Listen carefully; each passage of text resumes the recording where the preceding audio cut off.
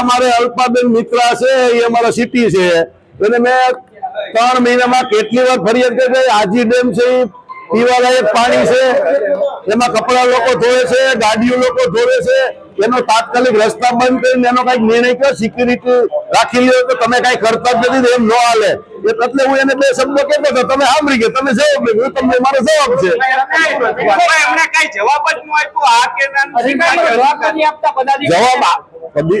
જવાબ નથી આપવા એવી વાત નથી. અને મેં કીધું કે આ 2 દીમાં તમે કઈક નિર્ણય કરો, ગમે તમને મેં કેટલી વાર કીધું કે આનો ડેમમાં જવાના રસ્તા બંધ કરી દો, પીવાલાયક પાણી છે, એમાં લોકો કપડા ધોવે છે, નાય છે, લોકો ઢોર માલકો ભેંસો બી અધિકારીએ શું કીધું? 2-4 દીમાં કરાવી દે, મેં કરાવી દે, હાલે એમ નથી.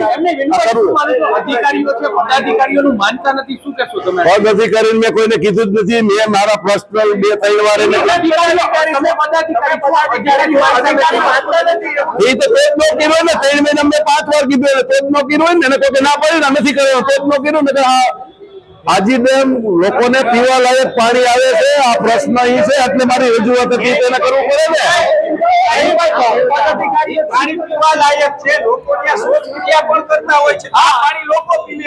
પીવે છે તો ભાઈ અલ્પાબેન મિત્ર ને જ કીધું, તમે એવું કામ નિર્ણય નથી લેતા ભાઈ? નિર્ણય તો લેવો પડે ને, ગમે તો એને લેવો જ નિર્ણય. મેં 3 મહિના 10 વાર એને કીધું. લોકો વાહન ધોવે છે, કપડા ધોવે છે, લોકો નાય છે. એને મેં કીધું આના રસ્તા બંધ કરો, સિક્યુરિટી કા રાખો, આનું કઈક કરો.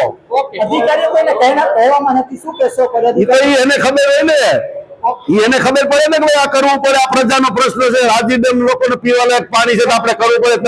અમારે અમે જો કહેતા હોય તો પ્રજાનું કઈ ન કરતા હોય. વિનુભાઈ દવા અમારા ભારતીય જનતા પાર્ટીના સિનિયર કોર્પોરેટર છે.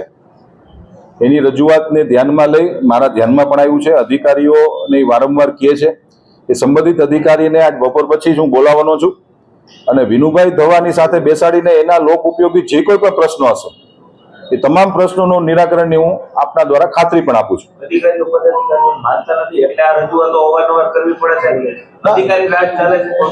બિલકુલ અધિકારી રાજ નો ચાલે. લોકશાહીમાં હંમેશા ચૂંટાયેલો જનપ્રતિનિધિઓ કાર્ય કરતા હોય છે. અધિકારીએ જે વહીવટી કામ કરવાના આવતા હોય છે, અધિકારી વહીવટી કામ કરતા હોય છે, પણ ક્યાંક ટેકનિકલ મુશ્કેલીઓ, ક્યાંક ટેકનિકલ ક્ષિતિઓ આવતી હોય છે, જેના કારણે ક્યારેક એવું બનતું હોય છે. સાર્વજનિક સ્વરૂપમાં અમે લોકો સ્વીકારીએ છીએ કે અમુક દરખાસ્તો, અમુક કામોની અંદર અધિકારીઓ નથી માનતા, પણ જે નથી માનતા એની એ અધિકારી યારે બેસીને, કારણ કે એને સાંભળવા પડતા હોય, ક્યારેક ટેકનિકલી એ સાચા પણ હોઈ શકે છે, એવું નથી કે એ રોંગ હોય. એમ અમારા પદાધિકારી કે અમારા ચૂંટાયેલા જનપ્રતિનિધિ પણ સાચા હોઈ શકે. એટલે આવી નાની મોટી વિસંગતતાઓને દૂર કરવા માટે અમે લોકો કાયમી અધિકારી અને સભ્યશ્રીઓને અમે લોકો બેસાડતા હોય છે ને એના કામનું નિરાકરણ કરતા હોય છે.